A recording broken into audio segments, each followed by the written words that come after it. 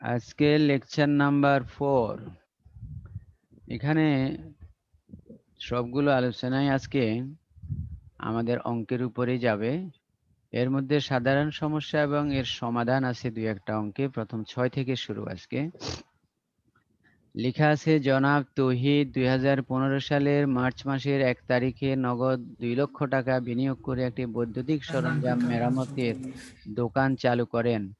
উক্ত মাসে তার অন্যান্য লেনদেন মজুদ ছিল। তাহলে দেখা যাচ্ছে এটা একটা সেবামূলক প্রতিষ্ঠান, বৈদ্যুতিক সরঞ্জাম মেরামতের দোকান। যদি এখানে বৈদ্যুতিক সরঞ্জামের ব্যবসা বলতো তাহলে কিন্তু এটা আমাদের বাণিজ্যিক প্রতিষ্ঠান হয়ে যেত। একটু একটু বন্ধ করে দাও বাবজান, একটু বন্ধ করে দাও। তাহলে এটা একটা সেবামূলক প্রতিষ্ঠান।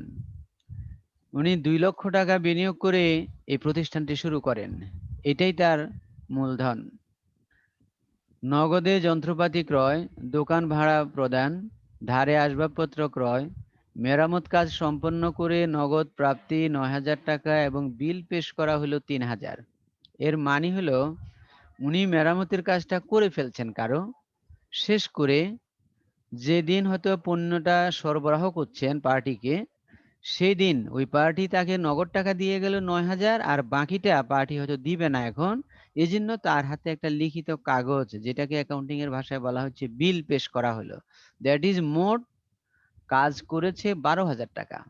এর মধ্যে 9,000 টাকা সে পেয়ে গেছে এখনই, আর বাকি 3,000 টাকা বিল তৈরি করে দিয়েছে, মানে ভবিষ্যতে আদায় করবে। দ্যাট ইজ এই অংশটা 3,000 টাকার অংশটা হয়ে যাবে আমাদের প্রাপ্য হিসাব, অথবা বলতে পারি দেনাদার। তাহলে এখানে হিসাবের ডেবিট পক্ষে দুইটা খাত জড়িত হবে, একটা হলো নগদান হিসাব, আরেকটা হলো প্রাপ্য হিসাব। 18 তারিখ অতিরিক্ত মূলধন বিনিয়োগ, এটা মালিক আবার মূলধন দিয়েছে, অর্থাৎ আগে যে মূলধন দিয়েছে সেগুলো হয়তো তার কাজকর্ম চালানোর জন্য পর্যাপ্ত না, এজন্য সে আরো মূলধন দেওয়ার চেষ্টা করেছে এবং দিয়েছে। তো এটা যখন আমরা কখনো জাবেদা করি, পক্ষ নির্ণয় করি, সেখানে কিন্তু আমরা অতিরিক্ত মূলধন বলে এটাকে লিখি না। মূলধন আমাদের জন্য সব সময় মূলধন হিসাবেই কাজ করবে। ধারে মেরামত সেবা প্রদান, অর্থাৎ কাজ করে ফেলছে এখনো টাকা পায়নি, তার মানে হলো 14 তারিখের শেষ অংশের লেনদেনটা এখানে পৃথকভাবে আরেকবার দেওয়া হয়েছে, অর্থাৎ সম্পূর্ণ ধারে এই মুহূর্তে। কর্মচারীদের বেতন প্রদান, 22 তারিখে সেবা প্রদান বাবদ নগদ প্রাপ্তি, 22 তারিখে যে আমরা সেবা দিয়েছি, মানে টাকাটা আয় করে ফেলছি, পাই নাই 10,000 টাকা, সেখানে আমরা এখন পাচ্ছি 7,000 টাকা, সেখানে আরো বাকি থেকে যাবে, ওটা থাকবে, পরবর্তীতে আমরা আদায় করব।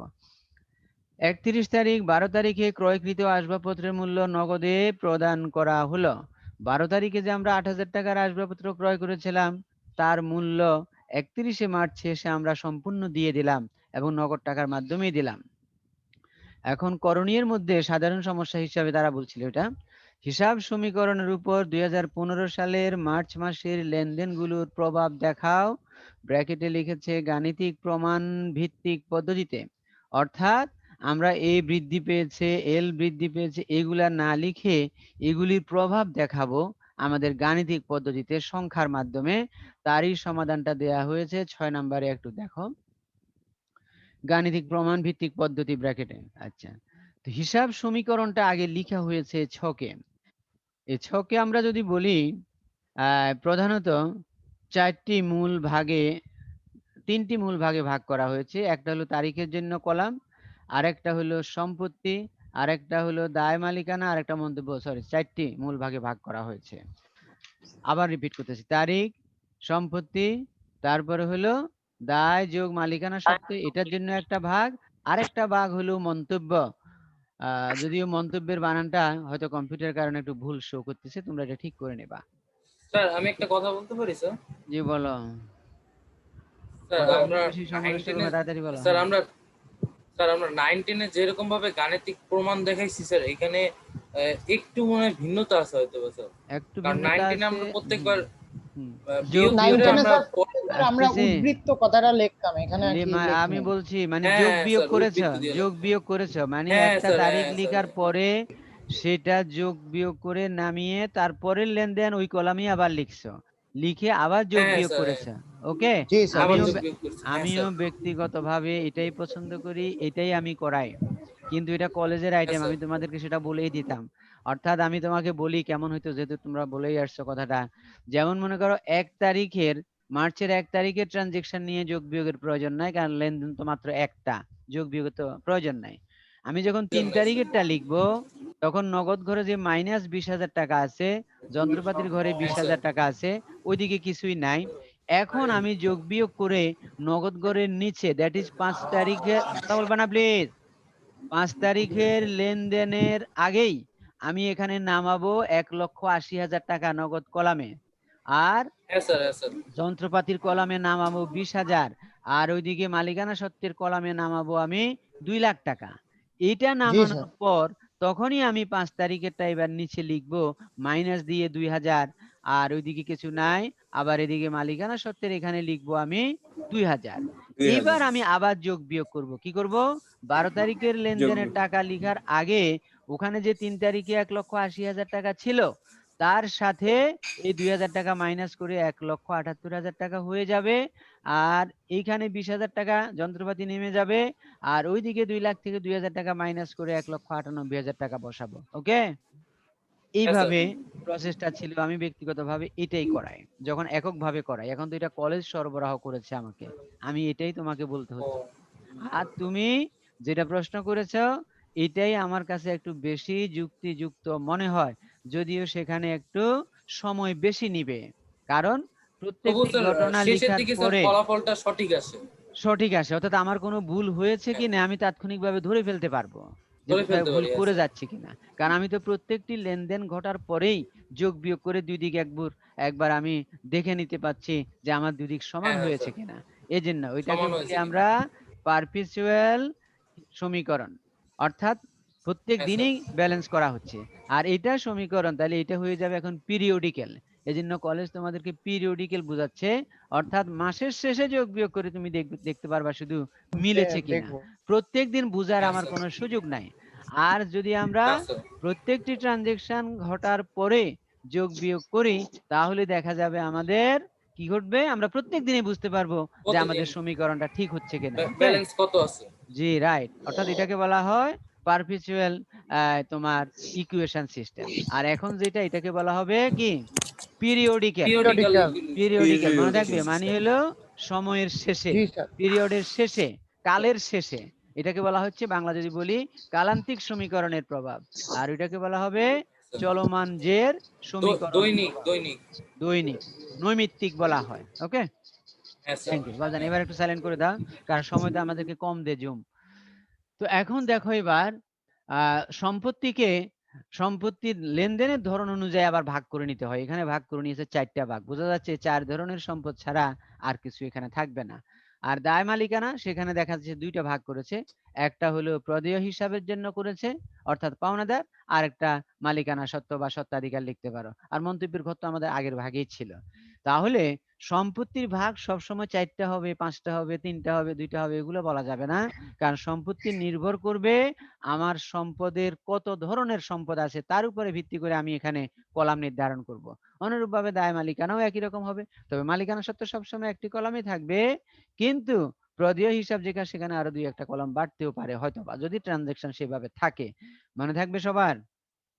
আর জি স্যার মন্তব্যের ঘরে মন্তব্য লিখতে হবে যেগুলি মূলধনের সাথে যোগ বা বিয়োগ হয়, সে আইটেমগুলির শুধু মন্তব্য, অর্থাৎ ওই লেনদেনটা কেন এখানে যোগ বা বিয়োগ হচ্ছে সেটা যেন সবাই বুঝতে পারে। কেন আমি একটু বলি, যেমন মনে করো 1 তারিখ নগদ কলামে আছে 2 লাখ, মালিকানা সত্ত্বের কলামে আছে 2 লাখ টাকা, তাহলে এইটা প্রথমটা যদি মন্তব্য কেউ নাও লিখে, আমরা বুঝতেই পারবো যে এটা মালিকের প্রাথমিক মূলধন, তাও লিখে দেওয়াটা ভালো। কারণ মূলধন কলামে বা মালিকানা সত্ত্বের কলামে যা যা বসবে সেগুলোর জন্যই মন্তব্য লিখতে হয়।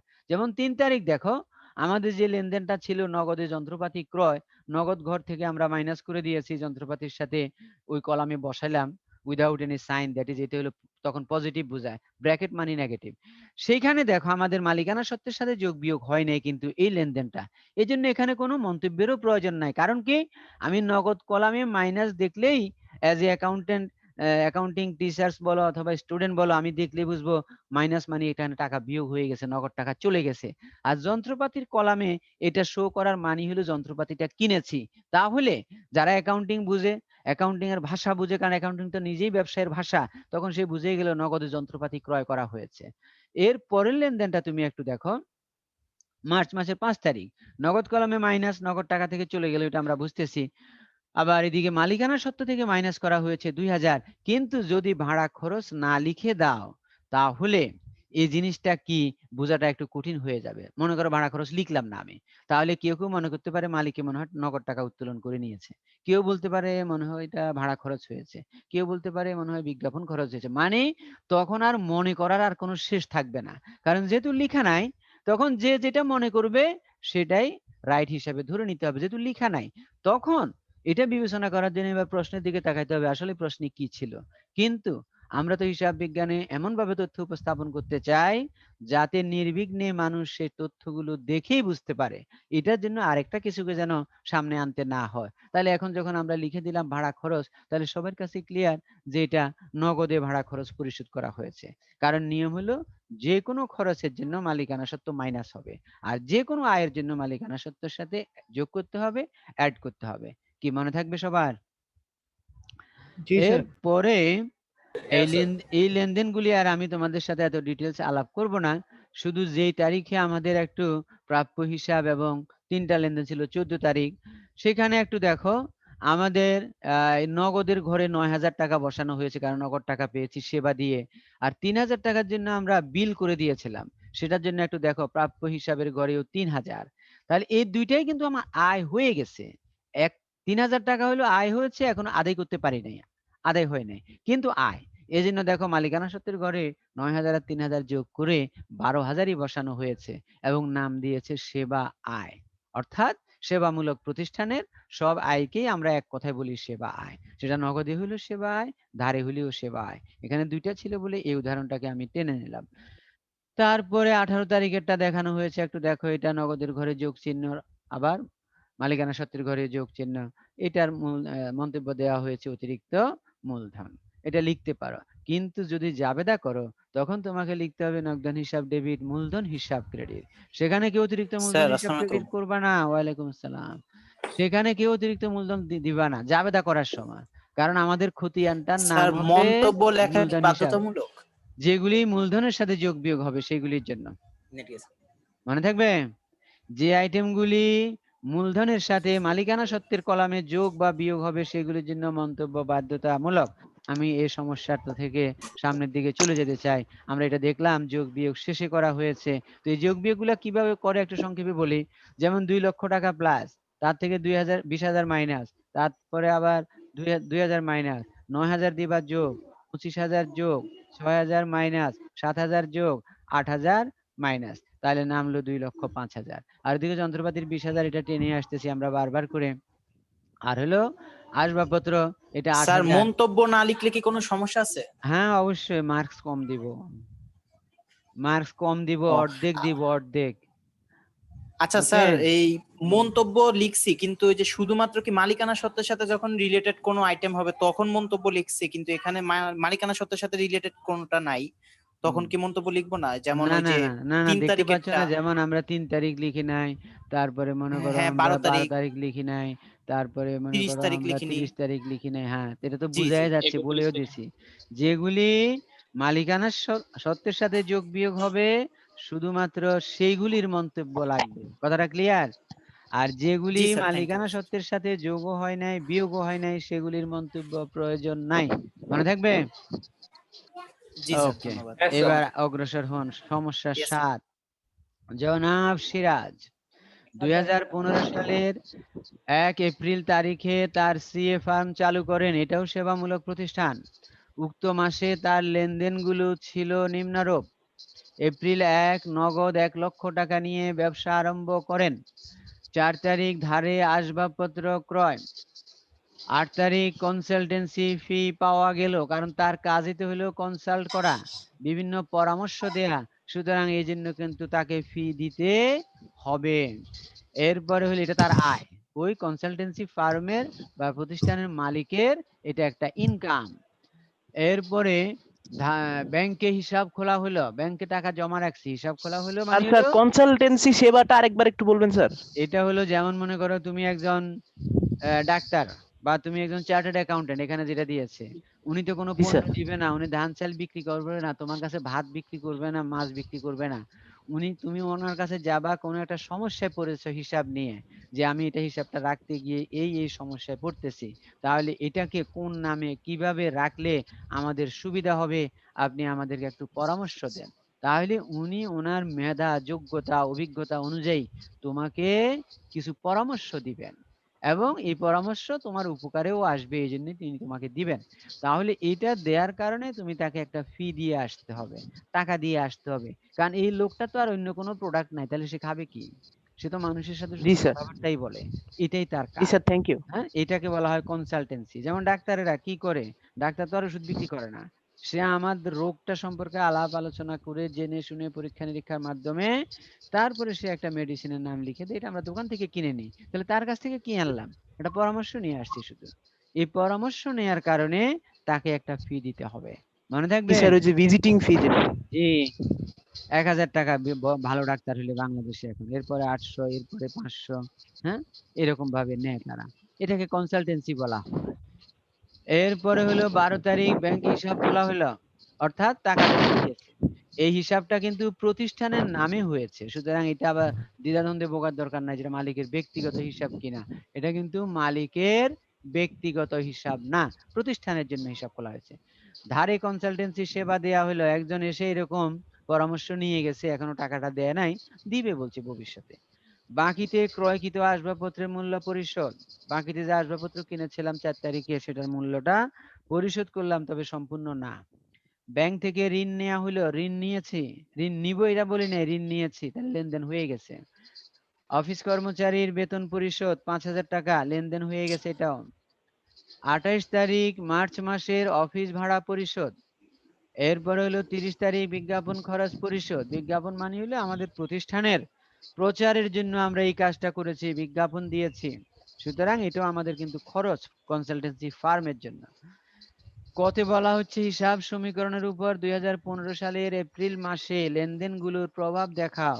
সমীকরণের উপাদান ভিত্তিক পদ্ধতি, অর্থাৎ আমি আজকের প্রথম সমস্যার সময় একটু আলাপ করেছিলাম, উপাদান ভিত্তিক পদ্ধতি মানে হলো এই লেনদেনগুলি আমার সমীকরণের যে 3টা মূল আইটেম আছে, a equal to l plus ও ই, এই 3টার কোন কোন আইটেমকে কি পরিবর্তন করতেছে সেটা বলে দেয়া, এটাকে বলা হচ্ছে উপাদান ভিত্তিক পদ্ধতি।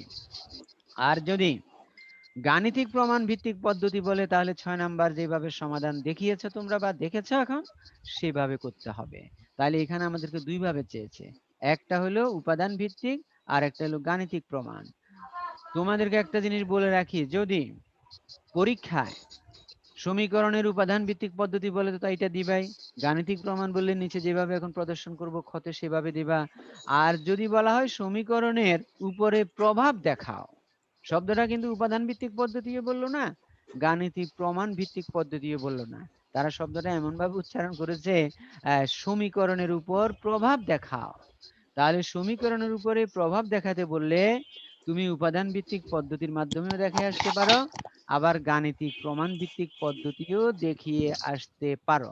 তবে সেই ক্ষেত্রে আমি বলবো, যদি প্রভাবে দেখাও বলে, তাহলে গাণিতিক প্রমাণ ভিত্তিক পদ্ধতি দেখানোটাই উত্তম হবে তোমার। কথাটা কি মনে রাখতে পারবা? জি স্যার। ওকে, ইয়েস স্যার। তাহলে একেবারে উপাদান ভিত্তিক পদ্ধতি যদি স্পষ্ট করে দেয়, তাহলে শুধু উপাদান ভিত্তিক পদ্ধতি দেখাবা, আর গাণিতিক প্রমাণ ভিত্তিক পদ্ধতি বলে দিলে তো গাণিতিক প্রমাণই দেখাবা। আর যদি বলে সমীকরণের উপরে প্রভাব দেখাও, তখন তুমি এই দুইটার যে কোনো একটা দেখালেই হবে, তবে সেখানে বেশি গ্রহণীয় হবে গাণিতিক প্রমাণ ভিত্তিক পদ্ধতি। ওকে, 7 ক উপাদান ভিত্তিক পদ্ধতির প্রভাব দেখানো হচ্ছে, একটু দেখো। প্রথম লেনদেন এপ্রিলের 1 তারিখ, দুইটা হিসাব খাত আছে, নগদান আর মূলধন। এটা আমাদের আরো দুই একদিন আগের আলোচনা হয়েছিল। নগদান হলো সম্পদ বৃদ্ধি, আর মূলধন মালিকানা সত্ত্ব বৃদ্ধি। আমি ব্র্যাকেটের আইটেম গুলো আর বলতেছি না, অর্থাৎ ইংরেজি বর্ণমালার প্রথম অক্ষরগুলি সমীকরণে আমরা যেটা ইউজ করি। 4 তারিখ আসবাবপত্র হিসাব, আর প্রদেয় হিসাব, আসবাবপত্রটা কিন্তু ধারে কিনেছিল, তাহলে আসবাবপত্র সম্পদ বৃদ্ধি আর দায়, এখানে যেহেতু টাকা পরিশোধ করি নাই, দায়টাও বৃদ্ধি পেয়ে গেছে। এরপরে এপ্রিলের 8 তারিখ নগদান হিসাব একটা খাত, আর একটা হবে সেবা আয়। নগদানটা সম্পদ বৃদ্ধি, মালিকানা সত্ত্ব এটাও বৃদ্ধি, কারণ যে কোনো আয় হইলেই মালিকানা সত্ত্বের পরিমাণ বৃদ্ধি পায়, মালিকানা সত্ত্বের সাথে যোগ করা হয়। এরপরে হলো 12 তারিখ ব্যাংক হিসাব নগদান হিসাব, ব্যাংক হিসাব ও সম্পদ বৃদ্ধি, নগদান হিসাব সম্পদ এটাও সরি এটা হ্রাস, কারণ আমার নগদ টাকা চলে গেছে, ব্যাংক নামক সম্পদ বৃদ্ধি পেয়েছে আর নগদ টাকা নামক সম্পদ হ্রাস পেয়েছে। এপ্রিলের 16 তারিখ একটা পক্ষ প্রাপ্য হিসাব, আরেকটা পক্ষ হলো সেবা আয়। প্রাপ্য হিসাবটা হলো আমাদের সম্পদ বৃদ্ধি, সম্পদ। আর সেবা আয় এটা মালিকানা সত্ত্ব, কারণ এটা ওই এই জন্য বৃদ্ধি। 20 তারিখ একটা প্রদেয় হিসাব, আরেকটা হলো নগদান হিসাব। এর মানে হলো আমরা দায় পরিশোধ করতেছি। কোন দায়? ওই যে আসবাবপত্র কিনেছিলাম, সেজন্য আমরা দায়ী ছিলাম, এই জন্য প্রদেয় হিসাবের কিছু টাকা শোধ করে দিচ্ছি। তাহলে একটা পক্ষ প্রদেয় হিসাব, এটা হলো দায়, এটা হ্রাস, দায় কমে যাচ্ছে। আর নগদান হিসাব সম্পদ এটা হ্রাস। 24 তারিখ নগদান হিসাব আর ঋণ হিসাব, ব্যাংক থেকে যে আমরা ঋণ নিয়েছি, একটা পক্ষ নগদান হিসাব সম্পদ বৃদ্ধি, আরেকটা পক্ষ ঋণ হিসাব দায় বৃদ্ধি। এরপরে 26 তারিখ বেতন খরচ, আরেকটা হলো নগদান। বেতন খরচ হলো মালিকানা সত্ত্বের হিসাব, ওই ইংরেজিতে এটা হ্রাস পাচ্ছে, মানে খরচ হলে মালিকানা সত্ত্ব হ্রাস পায়, কমে যায়, মালিকানা সত্ত্ব থেকে মাইনাস করা হয়। আর নগদান হিসাব এটা হলো আমাদের সম্পদ, এটাও হ্রাস পাচ্ছে। এপ্রিলের 28 তারিখ ভাড়া খরচ আর নগদান, ভাড়া খরচ মালিকানা সত্ত্বের হিসাব ওই হ্রাস পাচ্ছে, আর নগদান সম্পদ এটা এ হ্রাস পেয়ে যাচ্ছে। 30 তারিখ বিজ্ঞাপন খরচ, এটা হলো মালিকানা সত্ত্ব ও ই হ্রাস, আর নগদান সম্পদ এটাও আমাদের হ্রাস পেয়ে যাচ্ছে। তাহলে এখানে তোমাদেরকে একটা কথা বলবো আবার, সেটা হলো তুমি যদি মনে করো বিজ্ঞাপন খরচের কথাই যদি বলি, এটা আমাদের মালিকানা সত্ত্ব ও ই হ্রাস পাচ্ছে আর নগদান সম্পদ হ্রাস পাচ্ছে। এখানে যেটা কথা বলবো যে পক্ষগুলো লিখার সময় তার কোনটা প্রথমে লিখবো কোনটা শেষে লিখবো, সেটার কি কোনো নিয়ম কানুন আছে? নিয়ম কানুন লিখিতভাবে না থাকলেও অলিখিত মৌখিক ভাবে আছে। সেটা কি? যেমন বিজ্ঞাপন খরচ জাবেদা করতে গেলে এটাকে করা হবে ডেবিট, যেহেতু খরচ বৃদ্ধি পাচ্ছে, ডেবিট, মালিকানা সত্ত্ব হ্রাস পাচ্ছে কিন্তু খরচ হিসাবে বৃদ্ধি পাচ্ছে, তাহলে খরচ বৃদ্ধি পেলে কিন্তু ডেবিট হয়। তো আমরা জানি জাবেদা করার একটা সাধারণ নিয়ম হলো ডেবিট পক্ষগুলি আগে লিখতে হয়, ক্রেডিট পক্ষগুলি ক্রেডিট পরের পরে লাইনে লিখতে লিখে। হবে। এই জন্য আমরা এখন যে উপাদান ভিত্তিক প্রভাব দেখালাম, সেখানে দেখবা প্রতিটা খাত ওইভাবেই লিখা, অর্থাৎ যেটা ডেবিট হয়ে যাবে সেটা আগে লিখা, আর যেটা ক্রেডিট হবে এটা পরে লিখা।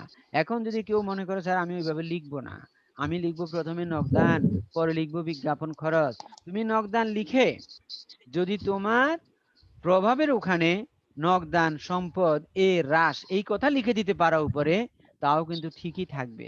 আবার মালিকানা সত্ত্ব মানে বিজ্ঞাপন খরচ মালিকানা সত্ত্ব, এটা তুমি নিচে লিখলা, নিচে লিখে সেখানে যদি হ্রাস লিখো তাও তুমি নাম্বার পাবা। তবে তুমি একটা ক্রম মেনে চলো নাই, সেই ক্রমটা হলো আমাদের সব কিছুর দৃষ্টিভঙ্গি থাকবে শেষ পর্যন্ত জাবেদা করার দিকে। কারণ আমরা এত কিছু তোমাদেরকে বুঝাচ্ছি যাতে জাবেদায় আমাদের খাত নির্ণয় ভুল না হয়, যাতে জাবেদায় আমাদের ডেবিট ক্রেডিট করার সময় ভুল না হয়, এই জন্যই এত কিছু শেখানো হচ্ছে।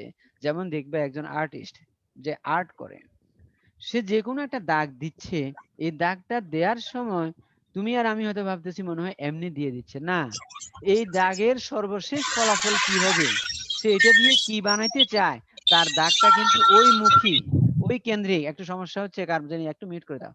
তাহলে আমাদেরও প্রত্যেকটা জিনিস লেখার সময় আমাকে খেয়াল রাখতে হবে, কারণ আমি এখান থেকে শেষ পর্যন্ত জাবেদায় যাব। তাহলে জাবেদা লিখতে গেলে আমাদের যেহেতু জাবেদার সাধারণ একটা রুলস রেগুলেশন হলো যে আমরা ডেবিট পক্ষটা আগে লিখবো আর ক্রেডিট পক্ষটা পরে লিখবো, সেই দৃষ্টিভঙ্গি থেকেই কিন্তু আমাদের এখনকার পক্ষগুলিও একইভাবে আমরা নির্ণয় করার চেষ্টা করতেছি। এই জিনিসটা বলে রাখলাম, একটু খেয়াল করবা, যাতে অন্তত পক্ষগুলি কোনটা আগে কোনটা পরে এটা নিয়ে আবার কারোর মধ্যে কোনো সমস্যা বা কোনো ধরনের সন্দেহ সৃষ্টি না হয় যে স্যার তো কিছু বললো না এই ক্ষেত্রে। 7 খ যেটা গাণিতিক প্রমাণ ভিত্তিক পদ্ধতি, যেটা আজকে 6 নাম্বারেও তোমরা দেখেছো। এখানেও আমি বলবো ছকটাকে প্রথমে 4টা ভাগ, একটা তারিখ, একটা সম্পদ, একটা L+OE, আর একটা হলো মন্তব্য। তো সম্পদকে এখানেও 4 ভাগে ভাগ করা হয়েছে: নগদ, আসবাবপত্র, ব্যাংক, প্রাপ্য হিসাব। আর ওই দিকে দিয়েছে প্রদেয় হিসাব, ঋণ আর মালিকানা সত্ত্ব। তার মানে এবার এলটাকে 2টা ভাগে ভাগ করতে হয়েছে, একটা এল এর নাম প্রদেয় হিসাব আর একটা এল এর নাম হলো ঋণ। আর মালিকানা সত্ত্ব জীবনে কোনোদিনই ভাগ হবে না, কারণ মালিক তো মালিকই একজন, তার সাথে আবার ভাগ কিসের? এই জন্য মালিকানা সত্ত্ব সবসময় এক থাকবে, আলাদা থাকবে। একটা ঘর থাকবে। এরপরে আজকে লেনদেনগুলি যদি বলি আমি, তোমরা এর মধ্যে বুঝে গেছো। আর মন্তব্যের ঘরে যেগুলা মূলধনের সাথে মূলধনের ঘরে মালিকানা সত্ত্বের ঘরে বসবে বা মালিকানা সত্ত্বের সাথে যোগ বিয়োগ হবে, সেগুলারই মন্তব্য লাগবে। তো 1 তারিখে যেটা 1 লক্ষ টাকা, এটা তোমার মূলধন, এই জন্য মন্তব্যের ঘরে মূলধন লেখা আছে। 4 তারিখ আসবাবপত্রের ঘরে বসানো হয়েছে 25,000, আর যেহেতু ধারে কিনেছে, খেয়াল করো এটা কিন্তু নগদ থেকে বাদ যায় নাই, এই জন্য প্রদেয় হিসাবের ঘরে 25,000 দেখানো হয়েছে, কোনো মন্তব্য লাগে নাই, যেহেতু মালিকানা সত্ত্বের সাথে যোগ বিয়োগ হয় নাই। এপ্রিলের 8 তারিখ 15,000 টাকা নগদ করে যোগ হিসাবে আছে, মানে টাকাটা আসলো, আর ওইদিকে মালিকানা সত্ত্বের সাথেও যোগ, আর মন্তব্যের ঘরে লেখা আছে সেবায়, তার মানে আমরা বুঝেই গেলাম এটা সেবায়। এরপরে এপ্রিলের 12 তারিখ নগদ ঘর থেকে মাইনাস করা হয়েছে 50,000, আর ব্যাংকের সাথে যোগ করা হয়েছে, মানে ব্যাংকের কলামে দেখানো হয়েছে 50,000, মানে ব্যাংকে যে হিসাব খোলা হলো এটার কোনো মন্তব্যের প্রয়োজন নাই। 16 তারিখ দেখা যাচ্ছে আমাদের প্রাপ্য হিসাবের ঘরে 10,000, আর মালিকানা সত্ত্বের সাথে যোগ হয়েছে 10,000, তার মানে বাকিতে বা ধারে সেবা প্রদান বোঝাচ্ছে, এই জন্য ওখানে লেখা হচ্ছে সেবায়। তো বলতে পারো স্যার ধারে সেবা প্রদান বা সেবা আয় বাকি এটা লিখলাম না কেন? কারণ হলো আমি সেবায় লিখলেই বুঝে গেলাম এটা সেবায়, এখন ধারে না নগদে সেটা বোঝার জন্য তুমি যদি দেখো যে প্রাপ্য হিসাবের ঘরে টাকাটা বসছে তাহলে অবশ্যই ধারে, আর যদি দেখো নগদের ঘরে টাকাটা বসছে তাহলে বুঝতে হবে নগদে, এজন্য ওইটা আর ক্লিয়ার করা হয় না। অনেকে আবার জিজ্ঞেস করে স্যার নগদে সেবা আয় ধারে সেবা আয় কেন লিখলাম না? ওটা তো লেখার দরকার নাই, কারণ আমি যখন আমার টাকার উপস্থাপনার যে কলামগুলি আছে সেই দিকে তাকাবো তখন আমি অটোমেটিক্যালি বুঝে যাব এটা কি ধারে হয়েছে না নগদে হয়েছে। 20 তারিখ নগদ ঘরে মাইনাস, প্রদেয় হিসাবের ঘরেও এটা তো এখানে মাইনাসই হওয়ার কথা ভাবজান, কিন্তু মাইনাস চিহ্ন পরে নাই, তোমরা একটু মাইনাস চিহ্নটা দিয়ে রাখো। 20 তারিখ নগদের ঘরে মাইনাস, প্রদেয় হিসাবের ঘরেও মাইনাসই বসবে, কারণ আমি টাকাটা পরিশোধ করতেছি, টাকাটা কি করতেছি? পরিশোধ করতেছি, তাহলে এখানে প্রদেয় হিসাবের ঘরে একটা মাইনাস হবে, ব্র্যাকেট হবে, দিয়ে রাখো। এরপরে তোমরা কি শুনতে পাচ্ছ আমাকে? হ্যাঁ, কারণ আমার ওই কানেকশনের কি কি সমস্যা দেখা দিচ্ছে, আমি তো এখন ডাটা দিয়ে নিচ্ছি, আজকে নাই, নেট নাই, তাহলে কালকে কি নেট বন্ধ থাকবে না? ওইটা তো জানি না, মনে হয় আজকে তো বন্ধ, আমি তো ক্লাস নিচ্ছি ডাটা দিয়ে, ডাটা থেকে হটস্পট করে দিয়ে তারপর স্যার ক্লাসটা কালকে নিচ্ছি। থেকে বন্ধ হওয়ার কথা স্যার, আজকে হয়তো স্যার অন্য কোনো প্রবলেম। অন্য কোনো প্রবলেম, এই যে বারবারই দিচ্ছে রানিং ক্লাস কি আউট বন্ধ অফ থাকবে টাইম। নাকি স্যার? হ্যাঁ, ওটা জানি ক্লাস না, কি বন্ধ ওটা থাকবে? কলেজে আমরা ও আলাপ করব পরে, এখন না। তো এখানে আচ্ছা যেটা বলতেছিলাম তোমাকে, তাহলে এটা মাইনাস করতে হবে প্রদেয় হিসাবের করে, একটু শেষ করে দিই কারণ আমার তথ্যগুলা বেশি, ডাটা বেশি না দেখা যাচ্ছে, কার্যকরী হবে না।